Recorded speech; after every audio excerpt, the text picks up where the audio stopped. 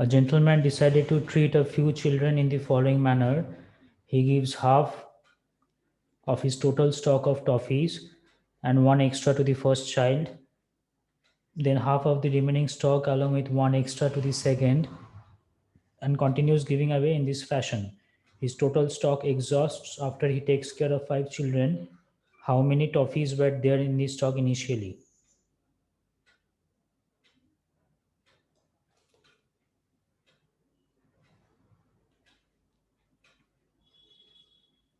So we'll move in the reverse direction in this problem.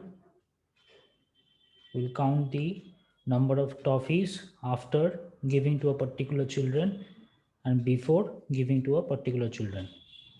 So for the fifth children, his stock exhausted means he was left with 0 toffees. And before he gave the toffees to the fifth children, he had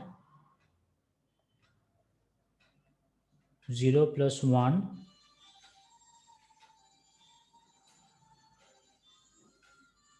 into 2, that is equal to 2.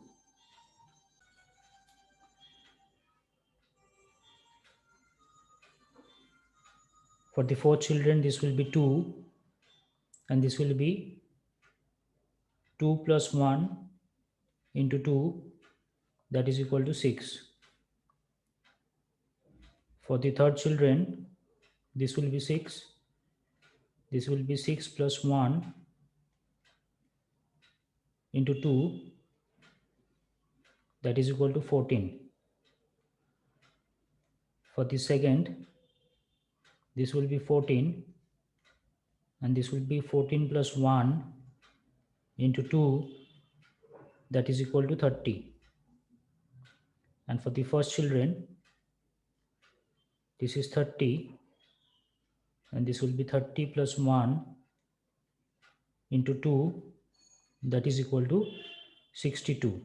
So 62 is the total number of toffees that he had in his stock initially.